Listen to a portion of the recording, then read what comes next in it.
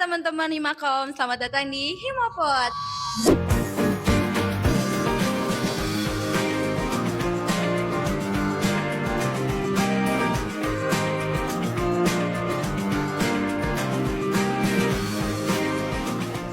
Saya Syahreisha selaku host untuk podcast kali ini. Oke, teman-teman pasti penasaran gak sih mengenai organisasi apalagi himpunan kita, Himakom. Dan juga Kabinet Connection yang baru-baru ini lumayan viral ya. Oke, sebelum itu dan kebetulan sekali kita tuh mengundang ring 1 dan ring 2 pasti yang lebih mengetahui tentang Kabinet Connection ini. Sebelum itu saya ingin untuk ring 1 memperkenalkan diri dan dilanjut oleh ring 2. Oke, halo semuanya. Perkenalkan, nama saya Der Hardiansyah. Di sini alhamdulillah saya diberikan amanat menjadi ketua himpunan di periodisasi 2025-2026 dengan nama Kabinet Connection. Tetapi untuk ring 1 ini saya hadir sendirian ya, karena untuk sekum saya dan bedum saya berhalangan hadir. Mungkin bisa dilanjut dengan perkenalan dari ring 2-nya. Oke, halo guys. Perkenalkan, nama saya Alfanul Hakim. Saya diamanahi oleh Kahim ya, itu sebagai Kepala Bidang Pengembangan di Himakom Kabinet Connection ini. Terima kasih. Oke, lanjut ya. Halo semuanya, perkenalkan nama saya Neneng Intan. Alhamdulillah di Kabinet Connection ini saya diamanahi oleh Kahim kita yang sangat tampan ya dan rupawan ini banget ya. sebagai Kepala Bidang Pengabdian. Terima kasih. Halo teman-teman semua, perkenalkan nama saya Intan Nabila. Di sini di Kabinet Connection ini saya diamanahi oleh Pak Kahim kita ya sebagai Kepala Bidang Kominfo. Terima kasih. Teman-teman sekarang udah kenal kan, apalagi tahu ada Kahim, ada Kabit, juga dari 3 bidang berbeda. Sebelum kita akan memasuki nih maaf ulang boleh gak? Bentar. Pertanyaan pertama boleh dijawab sama Kahim mengenai kenapa terbentuknya si Kabinet Connection itu gimana sih, dan kedepannya akan menjadi apa dan bagaimana gitu selama setahun ini.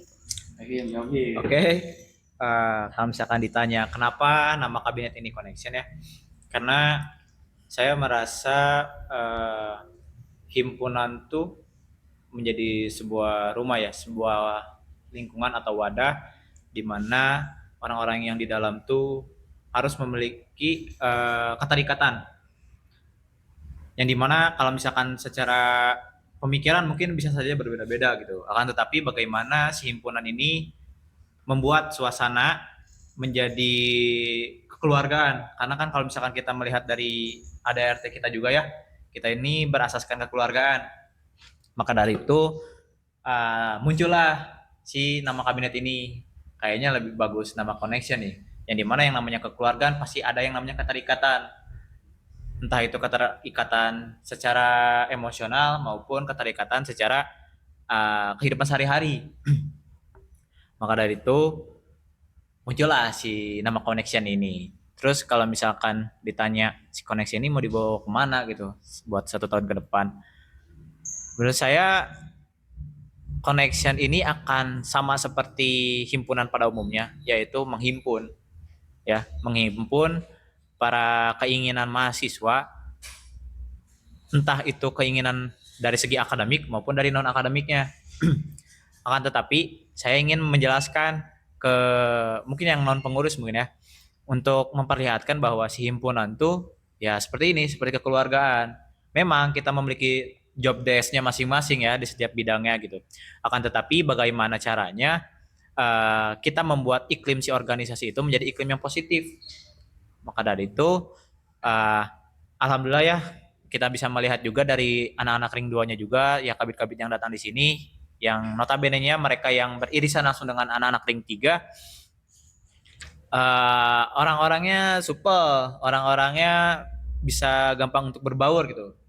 Dan saya sangat tidak senang sekali kepada orang yang berkarakteristik orang yang senioritas, dan alhamdulillah untuk ring 1 ring 2 ini tidak ada yang seperti itu. Maka ya kita bisa melihat sendirilah bagaimana anak-anak ring 3 ini bisa berbaur, bisa merasakan ya layaknya kepada seorang adik dan kakak lah di himpunan ini. Kekeluargaan ya berarti. Kekeluargaan, betul. Baiklah. Oke, berarti peran yang harus kita tunjukkan dari himpunan untuk non pengurus lah ya. Betul betul. Oke, berarti. Baiklah, terima kasih. Dan pertanyaan selanjutnya, nilai-nilai yang kita akan bawa memperlihatkan bukan hanya ke anak-anak himpunan, apalagi anak-anak mahasiswanya, tapi lebih ke di luar itu memperlihatkannya bagaimana sih tentang himpunan kita ini? Oke. Ini bisa dijawab ya karena nilai yang saya ingin pupuk ya terkhusus kepada diri saya sendiri, terkhususnya kepada semuanya gitu ya, anak-anak BP, yang dimana saya tuh atau kami di Kabinet Connection sekarang ingin memupuk yang namanya nilai asertif. Apa sih yang namanya asertif? Asertif itu kadang seperti ini ya, ketika kita dihadapkan suatu masalah, kita pasti aja memiliki menjadi seorang problem solver yang berbeda dengan caranya sendiri-sendiri gitu. Nah, asertif di sini yang dimaksud asertif adalah gimana caranya kita bisa mengutarakan pendapat, kita bisa mengutarakan keinginan, akan tetapi tidak merusak atau tidak sampai merusak perasaan dari orang-orang yang lainnya gitu. Gimana caranya kita bisa menyampaikan dan dapat diterima sama orang-orang yang lain. Karena kan kita ini di himpunan 48 orang ya. Ya dimana pasti dengan pemikiran yang berbeda-beda. Tetapi gimana caranya kita mau mentitik fokuskan kepada tujuan bersama, ketujuan kita seperti itu. Terus yang kedua adalah bagaimana hadirnya yang namanya ketulusan. Kita sama-sama tahu ya, organisasi himpunan itu adalah organisasi non profit gitu. Yang dimana mereka di sini punya job desk-nya ya, mereka punya tugasnya. Akan tetapi kalau misalkan kita melihat dari segi kebutuhan manusia, ya kita tidak bisa memenuhi salah satunya yang paling primer ya, itu adalah kebutuhan dia sebagai manusia gitu, entah itu untuk sandang, pangan, dan papan. Karena kan di sini kita tidak memberi gaji, ya kan. Maka dari itu saya ingin menanamkan kepada anak-anak saya dan kepada diri saya sendiri bahwa ketulusan itu penting, ketulusan itu perlu ketika kita menjalankan sebuah organisasi yang non profit. Lalu ada yang namanya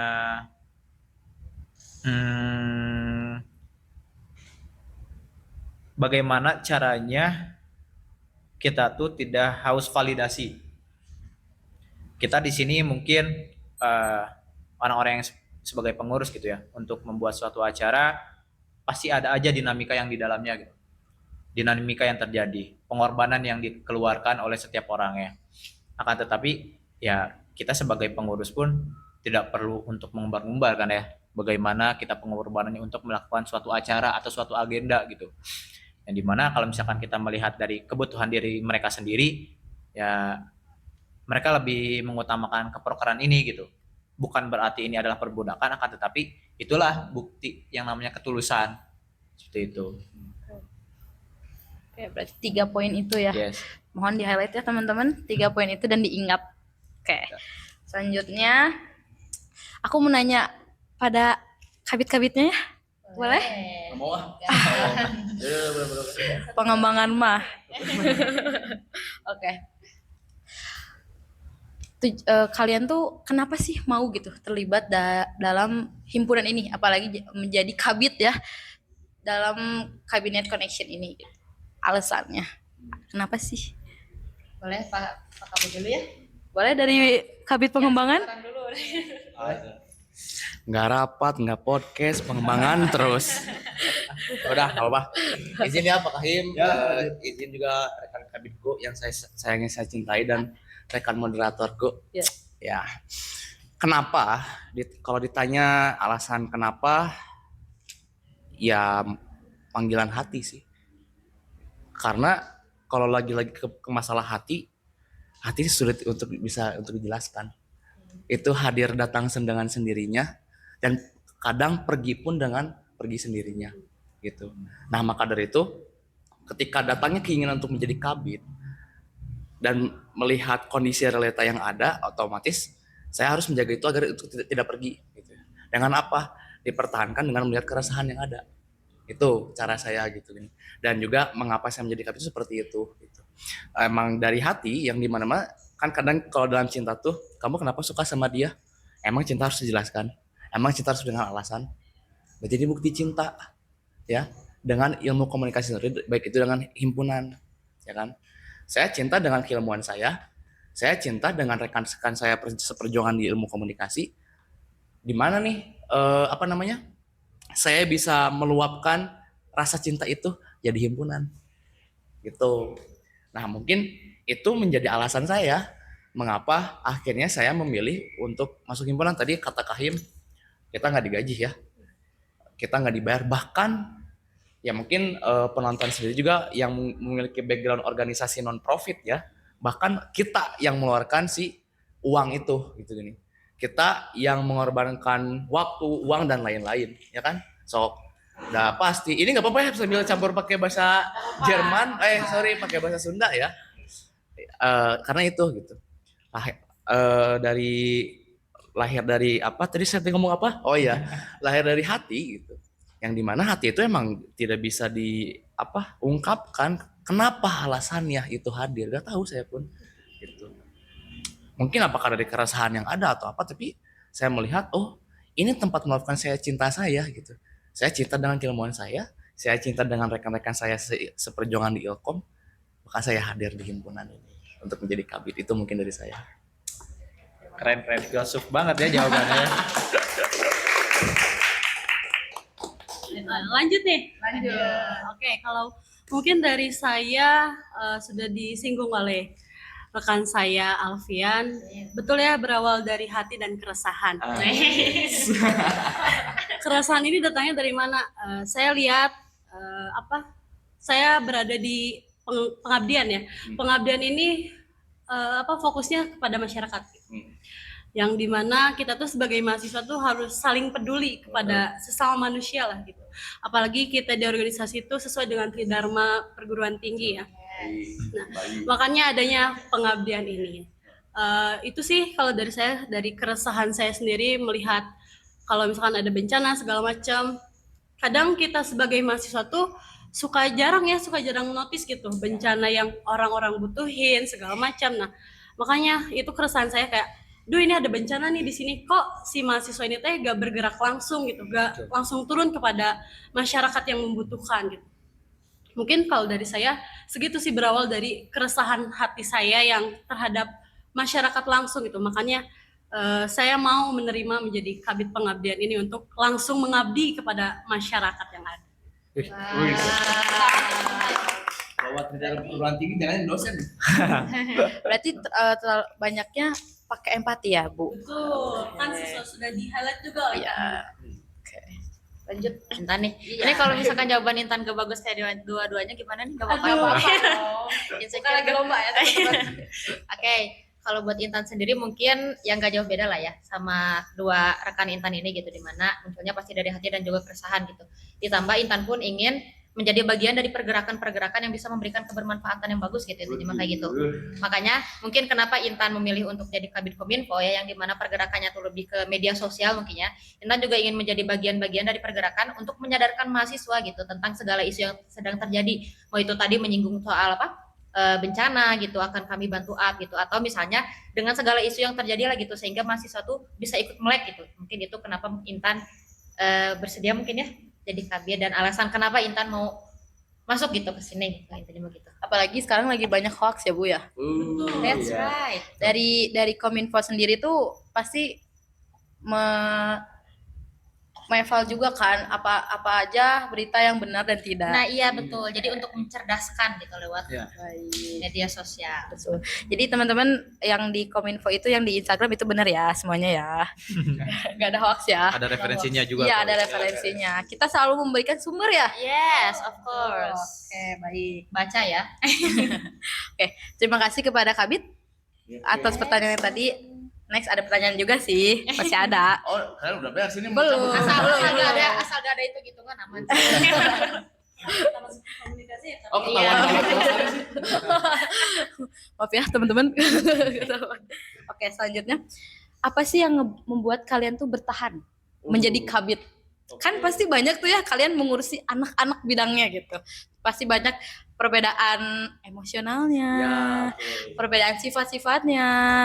Cara kalian bertahan sejauh ini gitu untuk menanggapi anak-anak kalian gitu. Ada nggak sih pemikiran kayak, aduh berhenti aja gak sih? Gue capek gitu. Sebenarnya di belakang layar tuh saya sudah menyiapkan surat pengunduran diri sebenarnya. Anak-anak pengembangan, maaf ya. Enggak. Jadi gini, kenapa? Why ya? Lagi-lagi why. Lagi-lagi Gitu. kenapa? Kalau menyinggung tadi apa yang disampaikan oleh rekan-rekan yang lain ya,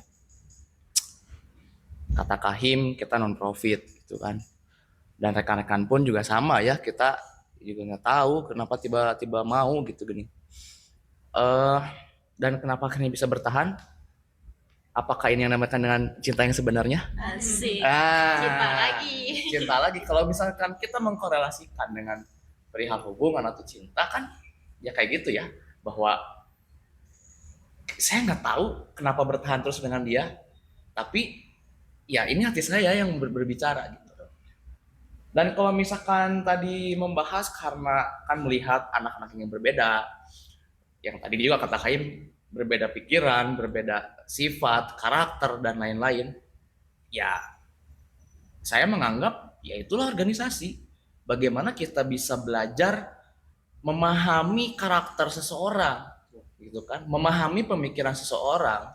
Nah, poinnya adalah ketika saya bisa memahami seseorang, saya bisa memahami pemikiran seseorang, dan saya pun belajar dari seseorang itu. Jadi gini, memang secara struktur, secara hierarki, saya mungkin dan rekan-rekan apalagi Kahim gitu kan, ya berada di atas ya gitu gini dibanding rekan-rekan kita, anak-anak kita yang berada di ring 3 gitu kan. Kan kita di Himakom punya 3 ring ya Him ya. Ring 1 yaitu diisi oleh Kahim Sekmendum, ring 2 diisi oleh kepala bidang, sekretaris bidang dan bidang bidang, dan di ring 3-nya adalah adanya sub bidang.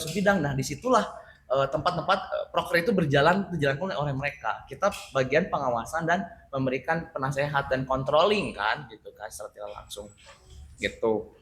Dan mereka gitu yang menjalankan itu. Nah, kalau ditanya alasan kenapa itu ya kita pun belajar dari mereka gitu. Saya contoh mungkin kemarin di acara di pengembangan, kan pengembangan ranahnya ranah kaderisasi, ranah ranah internal ya, yang dimana bagaimana mengembangkan sumber daya manusia yang ada di lingkungan ilmu komunikasi itu sendiri kan gitu kan. Dan saya pun ketika misalkan rapat, ketika mengadakan kegiatan, saya nggak yang harusnya A B C D D enggak, saya memiliki cara yang dimana apa yang kamu pahami tentang kegiatan ini, yang dimana mungkin itu bisa menjadi pembaharuan kalau misalkan ada hal baru dari mereka gitu. Makanya kita sebagai kabid ya, itu saya yakin juga kepada rekan-rekan saya juga seperti itu, bahwa kita melihat potensi rekan-rekan kita. Kita tidak pernah menutup mata dan juga menutup hati bahwa mereka tuh bahkan bisa lebih dari kabidnya, bahkan dari kahimnya gitu. Saya dulu ketika, jadi mungkin boleh spill dikit ya, ketika jadi kita memiliki OSJUR tuh kita ada namanya BIMTEK ya, bimbingan teknis, yang dimana isinya adalah mentoring ya, mentoring tentang ilmu komunikasian gitu, yang dimana isinya ada 3 peminatan, yaitu ada peminatan broadcasting, peminatan jurnalistik, dan juga fotografi gitu. Dan dulu saya alhamdulillah ketika kabinet yang dulu saya diamanai sebagai mentor broadcasting. Saya selalu bilang kepada mahasiswa baru yang sedang mengikuti masa pengenalan jurusan, saya di sini bukan dosen, saya di sini bukan apalagi guru, saya juga setingkat, cuman beda setahun dengan kalian. Mungkin secara lulusan SMA mah kita seangkatan. Saya belum bergelar SIKOM, saya belum jadi apalagi jadi dosen yang harus S2 kan. Tapi di sini saya menjadi teman, menjadi rekan, menjadi kakak, atau menjadi apapun bagi teman-teman Untuk apa? Kita sama-sama belajar. Nah, itu poinnya. Kita sama-sama belajar dalam memahami apa sih yang ada di ilmu komunikasi itu. Nah, pun ketika saya menjadi kepala bidang pengembangan ya khususnya, ya saya sama-sama belajar bersama rekan-rekan subbidang saya gitu. Di pengembangan ada 3 subbidang ya, karena kan ada PSDM, nanti bisa dicek di IG Himakom ya, Himakom Ukri, boleh di follow. Ini kominfo saya bantu ya, takutnya lupa. Terima kasih. Oke, mantap. Di pengembangan ada 3 bidang, ada subbidang PSDM, ada subbidang pendidikan, dan juga ada subbidang kominfo. Maaf, bukan Seni dan sama olahraga. seniora SDO, seni dan olahraga. Yang dimana ya sama saya di PSDM ya, bagaimana saya juga ikut belajar bagaimana mengembangkan sumber daya manusia yang ada di Himakom. Di pendidikan, bagaimana caranya pendidikan itu mendidik atau memberikan isu-isu untuk dapat dipelajari. Saya pun belajar, saya baca. Di SDO ya kita bersama-sama untuk menguatkan tali silaturahmi, salah satunya dengan acara kesenian, dengan acara olahraga. Banyaknya bonding juga. Banyaknya bonding tuh di situ gitu kan. Makanya kembali lagi kepada pertanyaan, kenapa? Satu, ya saya belajar. Karena kalau ada pepatah bilang carilah ilmu, tuntutlah ilmu sampai negeri Cina, saya enggak. Tuntutlah ilmu sampai liang lahat. Karena semua orang itu pelajar. Ya kan? Enggak cuma belajar di kuliah atau di sekolah, tapi belajar itu di kehidupan. Ya kan? Saya memahami itu. Nah, kalau misalkan membahas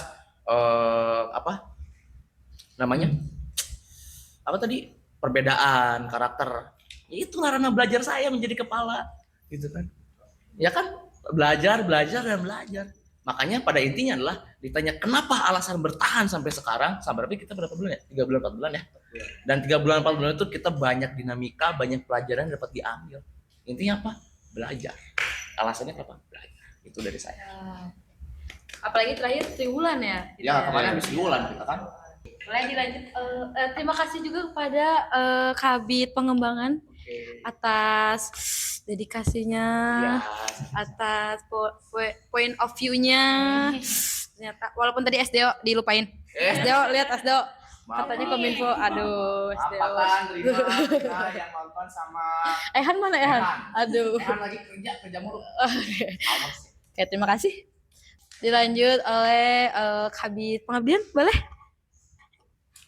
Oke, apa tadi pertanyaannya? Tentang Maaf. kenapa masih bertahan ya? Oke. Bagi anak-anaknya kan. Kalau dibilang kenapa masih bertahan ya karena udah nyaman mungkin ya. Nice. Saya ngerasa kalau himpunan ini adalah rumah saya.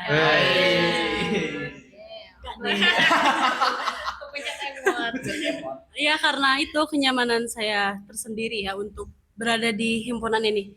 Kalau dibilang capek banget, ya kalau dibilang capek emang banget. Mau nyerah ya udah gimana gitu ya.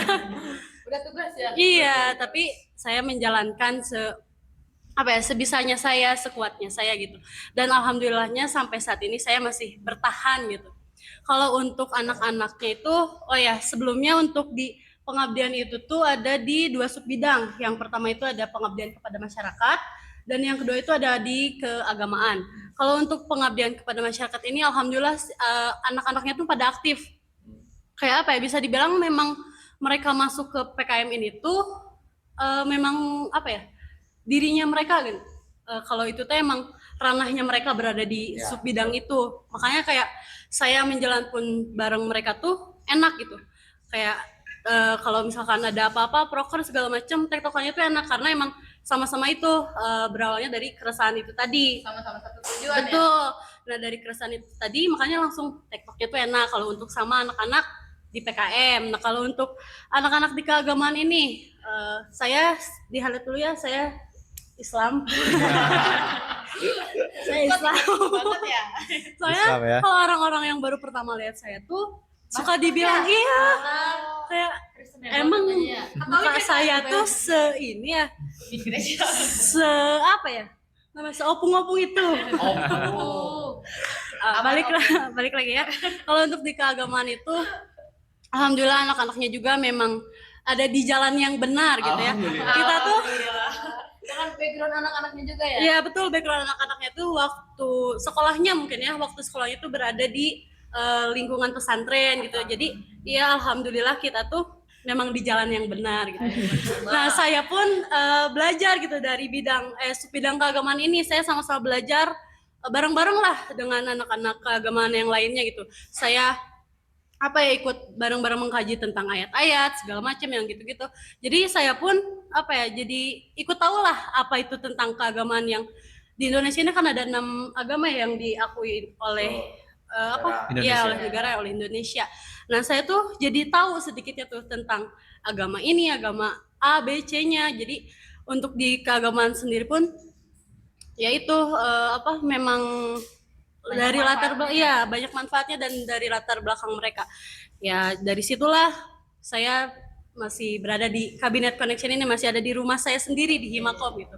Dari kenyamanan, rasa cinta, satu tujuan, terus pokoknya kalau bicara tentang Himakom tuh nggak cukup kalau untuk di podcast saja gitu. Kita tuh kalau ngebahas Himakom tuh panjang, tidak ada tidak ada batasan waktu gitu. Kalau kalian betul, kalau kalian bisa menganggap Himakom rumah, Himakom itu cinta, Himakom keluarga segala macam, itu benar. Karena kalau misalkan dari diri kalian yang memang merasa nyaman, merasa aman berada di dalam organisasi itu tuh akan sesuai dengan apa yang kalian rasakan gitu. Jadi kalau misalkan kalian ngerasanya organisasi itu toksik, gambar manfaat atau segala macam, ya berarti itu balik lagi ke diri kalian masing-masing gitu, ke diri kalian pribadi. Bagaimana cara kalian mengolah di dalam organisasi tersebut. Jadi mungkin itu sih kalau dari saya. Ya, tergantung berbagai persepsi mungkin ya. Persepsi organisasi. Tinggal gue nih. Makasih ya Ibu Terima Babian. kasih kembali. Kita lanjut kepada Ibu Kominfo. Yes. Kabit Kominfo. Oke, kalau misalkan Intan mungkin gak akan jauh beda juga ya, lagi-lagi gitu. Toh, balik lagi gitu. Karena Intan hadirnya di sini tuh dengan hati dan cinta dan juga ketulusan ya, kalau misalkan tadi disinggung sama Kahim gitu. Kalau misalkan Intan ditanya kenapa masih bertahan terus Intan punya alasan, ya berarti Intan gak tulus dong, kayak gitu. Terus, ya,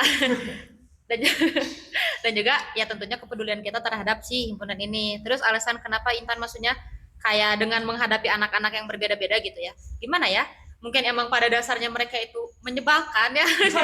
Bener, anak-anak Kominfo ya, anak-anak Kominfo yang bikin polisi di Kominfo ya.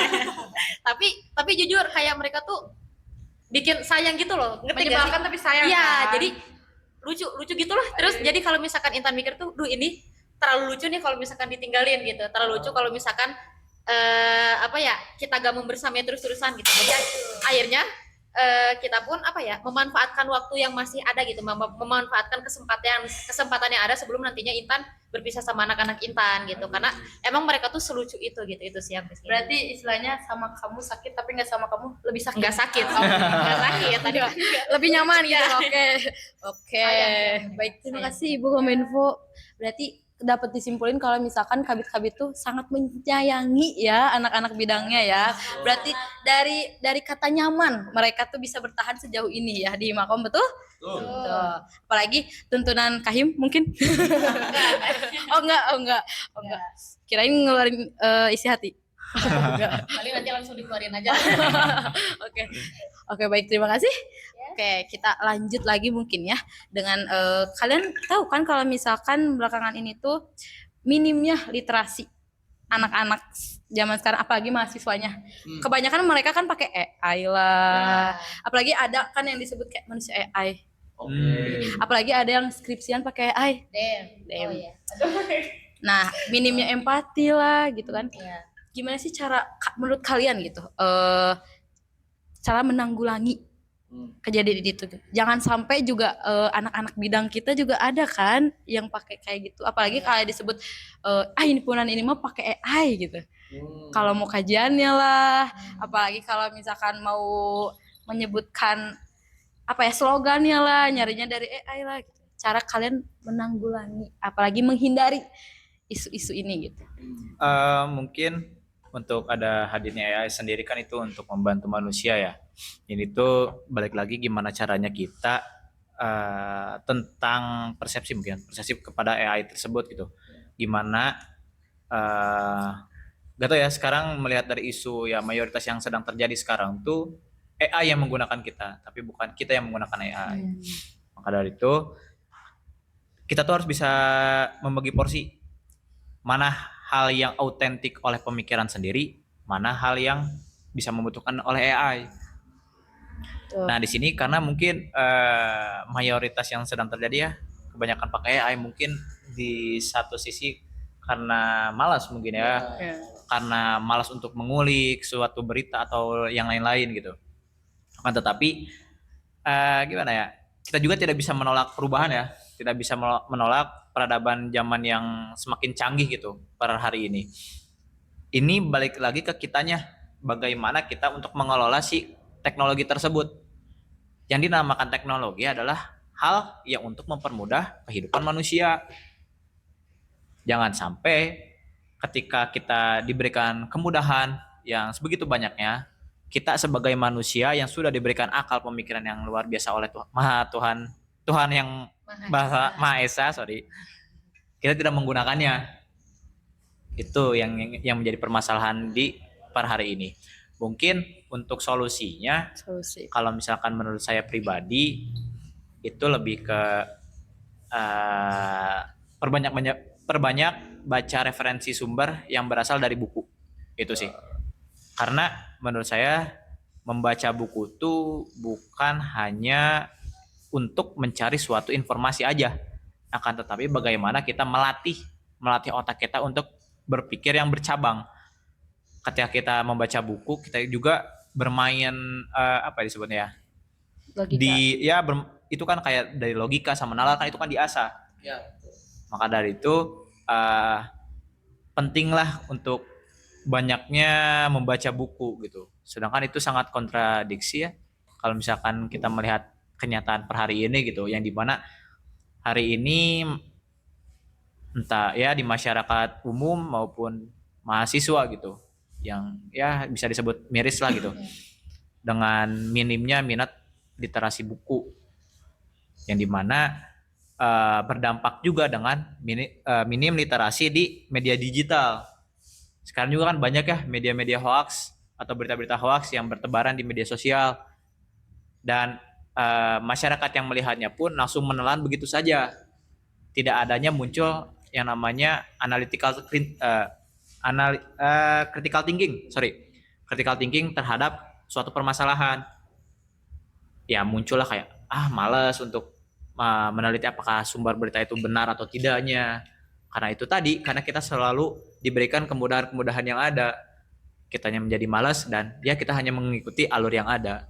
Nah mungkin kita sebagai mahasiswa harusnya menjadi pendobrak untuk sadar dan saling menyadarkan kepada manusia yang lainnya bahwa kita di sini sebagai manusia yang memiliki akal yang sehat dan sempurna yang diberikan oleh Tuhan Yang Maha Esa, harus bisa memanfaatkan dan bisa memaksimalkan pemberian tersebut. Seperti itu. Mungkin ada jawaban-jawaban lain dari para kabit? Boleh. Bentar lagi buka AI. Baru ngomongin ya. dicontohin. Oke. Sorry gimmick doang.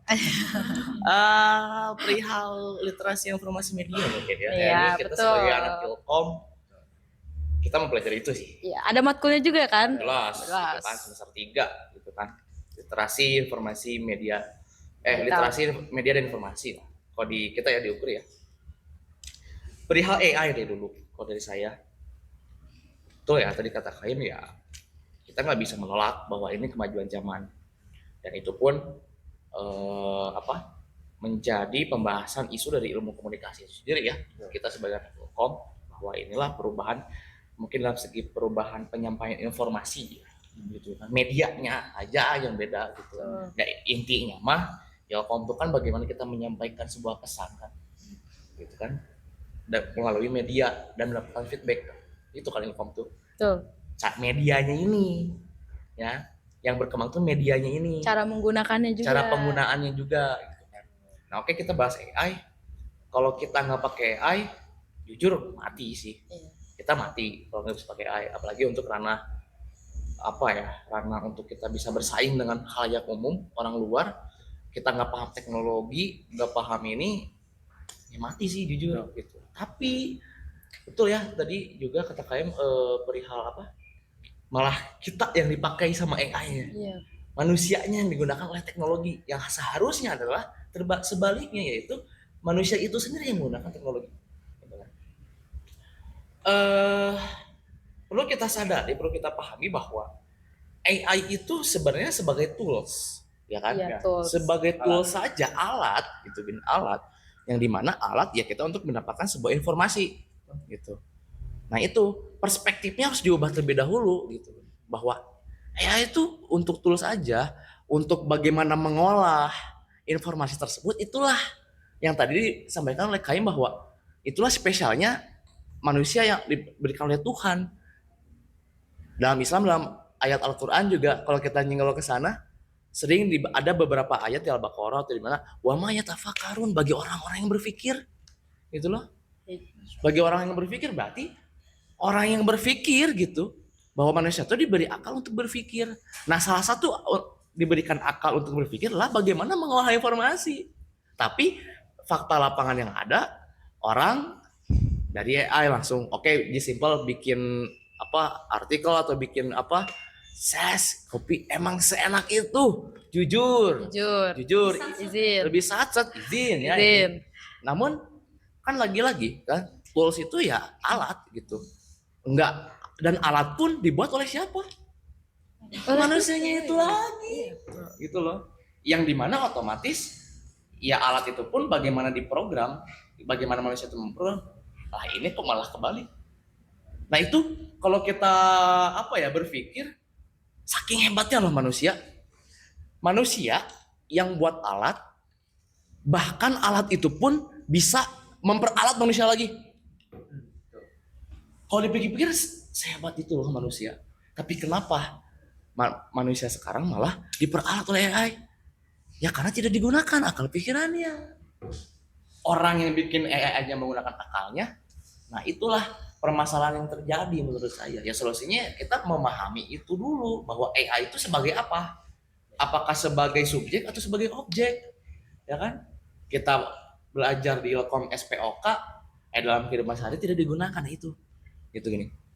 Nah, perihal bagaimana masyarakat, manusia itu minim empati terhadap hal itu, ya tadi lagi-lagi, ya mungkin mahasiswa sebagai agent of change itu hanya sebagai tanda kutip ya. Agent of change dalam perubahan apa? Apakah menjadi lebih buruk atau lebih baik? Itu menjadi pilihannya. Dan yang bisa memilih siapa? Kita lagi sebagai manusia. Itu AI dipakai untuk apa? Subjek atau objek? Lagi-lagi manusianya.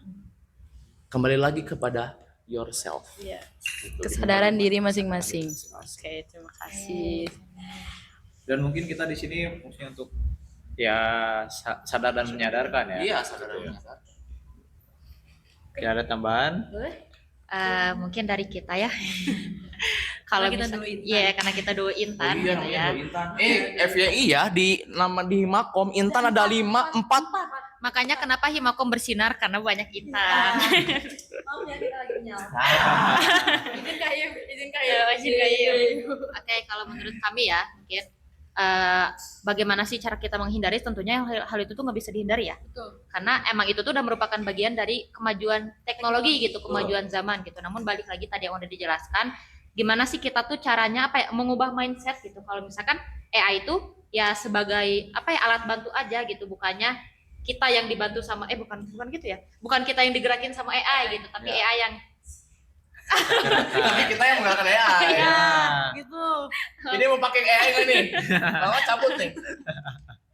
maksudnya Intan juga dulu sempat mempertanyakan hal ini gitu ya, maksudnya tuh kayak apakah si AI itu sebagai bukti kemunduran si manusia itu sendiri gitu ya. Iya. Karena ya gitu kan, maksudnya kelihatan gitu sekarang manusia tuh udah apa-apa AI ya, bahkan curhat juga ke AI ya. Betul. Nanya Sepertinya pengalaman pribadi. deh. Gitu. Jadi maksudnya jangan sampai si AI yang harusnya menjadi kemajuan teknologi itu malah jadi kemunduran untuk si manusia itu sendiri gitu. Tapi untuk kemajuan si manusia itu sendiri juga gitu. Mungkin itulah hadirnya organisasi gitu ya. dengan adanya diskusi-diskusi kecil yang diadakan gitu, itu tuh ya salah satunya untuk meningkatkan literasi gitu, kemampuan literasi atau memahami lah, kan literasi itu nggak cuma baca buku aja ya, tapi gimana caranya kita memahami ya suatu isu atau memahami suatu hal yang sedang terjadi di lingkungan kita gitu. Mungkin itu juga kenapa sih si himpunan ini tuh hadir gitu ya Teh? Betul. Apalagi kita sebagai mahasiswa sudah tugasnya mungkin ya untuk mengkaji sesuatu. Karena apa ya, kita sebagai manusia betul tidak bisa, kalau putus untuk sama AI itu nggak bisa mati kan. Kalau kita tuh masih membutuhkan AI, tapi kita melihat beberapa informasi saja. Kalau kita udah mendapatkan saya informasi A, nah habis kita dapat si poinnya tuh, kita langsung kaji bareng-bareng. Dengan apa kita membaca sumber-sumber yang lain yang memang memang valid untuk sumbernya. Terus itu baca buku juga gitu, karena untuk mahasiswa itu mahal ya, tertinggi gitu.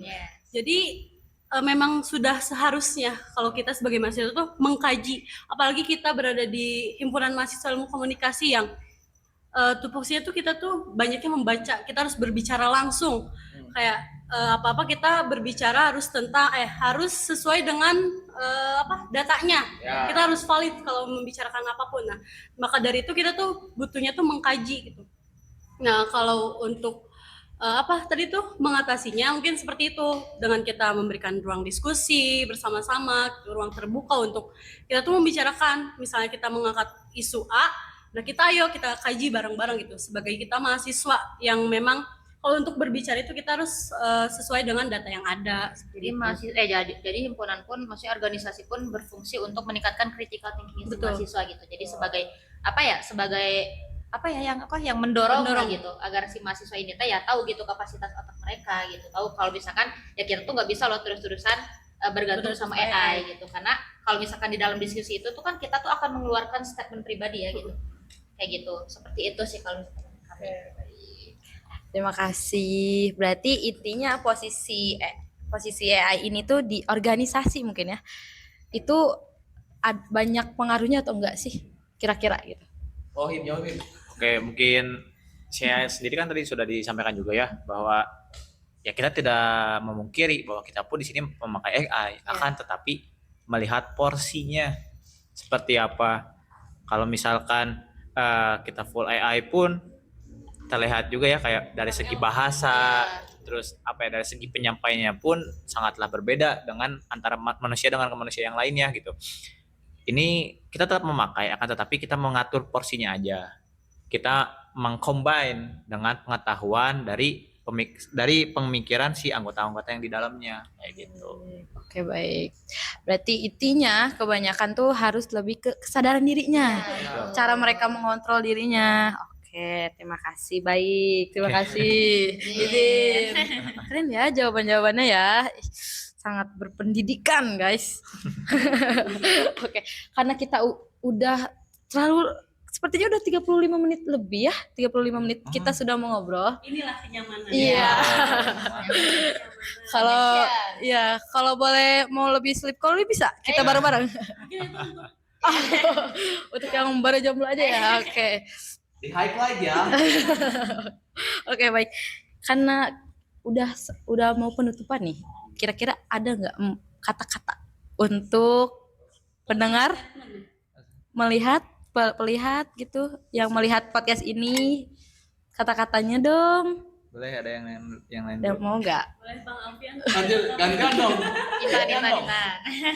Dari Kominfo ya berarti. Kominfo. Aduh, apa ya? Closing statement buat apa nih? Buat mungkin apa ya?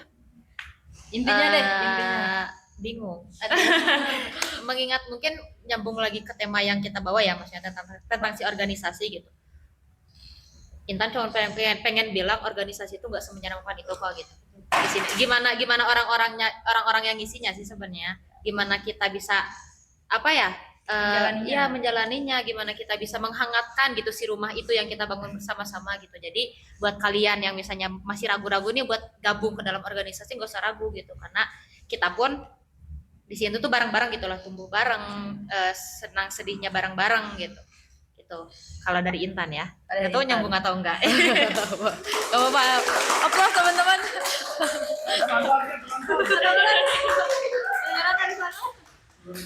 Oke, closing statement ya. Kalau dari saya pribadi, teruslah belajar. Jangan jangan malas-malasan lagi lah. Apalagi kita sebagai mahasiswa tuh memang dikejar untuk kritis gitu ya. Meskipun kitanya masih suka malas ya. Betul. Kalau untuk malas mah itu mah susah sih ya teh itu mah. Nah, itulah teruslah belajar, teruslah mencari sesuatu yang memang kita sukai. Terus hangatkan rumah kita, yang apalagi ini himpunan ya, berbicara tentang organisasi, hangatkan terus untuk himpunan ini gitu. Terus kalau dari saya, karena saya dari pengabdian ya, jangan jangan Teruslah berempati. teruslah berempati, teruslah mengabdi kepada masyarakat yang membutuhkan kita, yang memang seharusnya kita menjalankan tugas kita. Terima kasih. Teman-teman. Oke. Boleh? Kalbit. Setik tapi mati lah. Nanti. Tacan. Nanti. Closing statement ya. Melihat realita deh. Aku mah nggak usah jauh-jauh. Wah. Realita yang ada, yang dimana stigma mungkin ya, pandangan masyarakat umum itu kan terhadap keorganisasian itu mungkin agak kurang pada zaman ini, pada saat ini. Apalagi kalau melihat di TikTok atau di Instagram, banyak sekali konten-konten yang masyarakat tuh resah. Dan saya melihat tuh nggak tahu ya apakah ini emang FYP saya yang seperti itu. Kan kadang gininya pernah dengar atau enggak, misalkan kita lagi nongkrong, HP disimpan nih. Kita membahas apa, tiba-tiba ketika buka TikTok atau buka apapun, pembahasan yang kita bahas tuh muncul terkait gitu kan. Nggak tahu atau apa. Tapi seperti itu gitu saya melihatnya, apalagi rata-rata di himpunan. Ya. Di himpunan nggak tahu kenapa agak mungkin kurang pandangannya tuh. Nah, maka dari itu saya harap dengan hadirnya podcast ini dan hadirnya kita dan juga hadirnya kita gitu bisa memberikan lah, maksudnya gambaran bahwa tadi ya ini organisasi tuh enggak yang semenyeramkan itu, yang enggak seburuk itu. Lagi-lagi bagaimana humannya itu, manusianya itu bisa mengelolanya. Kita hadir dalam sebuah organisasi, kalau kita benar-benar memahami apa yang ada dalam organisasi, itu akan digunakan gitu. Apalagi di ranah masyarakat, problem solving, ya kan? Manajemen solusi, manajemen risiko. Itu kan apa yang biasa kita hadapi dalam kehidupan. Nah, di organisasi lah kita dapat mempelajari itu. Ibaratkan sebuah miniatur kehidupan, ya kan? Bagikan miniatur kehidupan aja. Saya menganggap bahwa ya ini miniatur kehidupan. Saya belajar, lagi-lagi belajar dan itu bisa saya praktekkan di kehidupan masyarakat yang sesungguhnya realnya itu ya ketika di masyarakat ya. Makanya pentingnya hadirnya mungkin Kahim menghadirkan pengabdian ya, pengabdian kepada masyarakat. Ilmu yang sudah kita dapatkan di organisasi diimplementasi ya, nyambung gitu. Dan mudah-mudahan apa yang ada di Himakom ini khususnya itu bisa memberikan gambaran dan motivasi gitu. Dan juga kemudian terakhir kepada rekan-rekan seperjuangan di luar sana yang seorang aktivis, seorang organisatoris gitu ya, yang aktif di organisasi apapun itu, semangat gitu ya. Tujuan kalian organisasi itu untuk apa, pahami agar ketika kalian berkecimpung di sebuah organisasi itu tidak sia-sia. Nah, itu sebenarnya permasalahan kenapa banyak orang itu yang malah tersesat dalam organisasi dan akhirnya membuat stigma buruk. Yang dimana dia tidak memahami apa itu organisasi sendiri dan dia tidak memiliki tujuan. Oke, alasannya ya ada aku mah FOMO. It's okay FOMO gitu. Tapi dari FOMO itu ketika kamu hadir dalam sebuah organisasi, pahami organisasi itu. Gitu. FOMO oke, itu FOMO kan bisa bilang menjadi mungkin langkah awal ya, menjadi trigger awal dia masuk organisasi, it's okay, nggak apa-apa. Tapi ketika sudah di organisasi, itu bagaimana dia itu memahami. Itu mungkin dasar. Jadi bahwa organisasi itu tidak seburuk itu, pahami pelajari, pahami, implementasi, itu dari saya.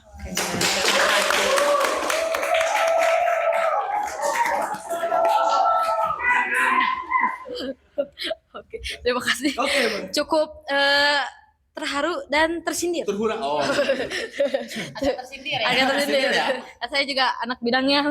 Oh iya, kamu ada bilang saya. Iya. Oke, lanjut buat dari Kahim. Apakah ada? Ada dong. Oh, pasti. Ada dong. Kalau nggak ada Oke. saya kabur dari Himakom nih. Kata-katanya dong gitu. Tadi menyinggung yang sudah dijelaskan ya sama Kabit Alfian gitu ya, perihal masalah organisasi gitu.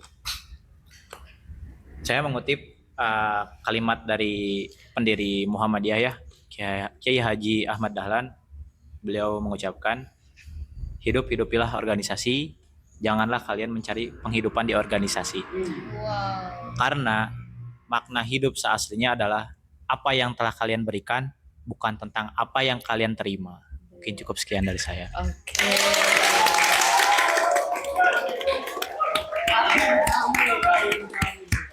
Oke, itu kata-kata penutup dari Kabit-Kabit dan Kahim yang cukup mengharukan ya teman-teman.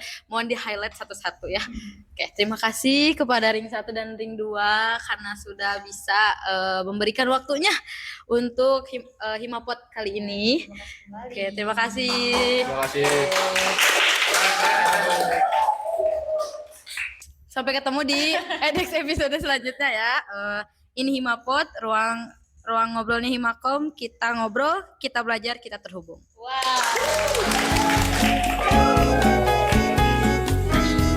Upload, udah beres.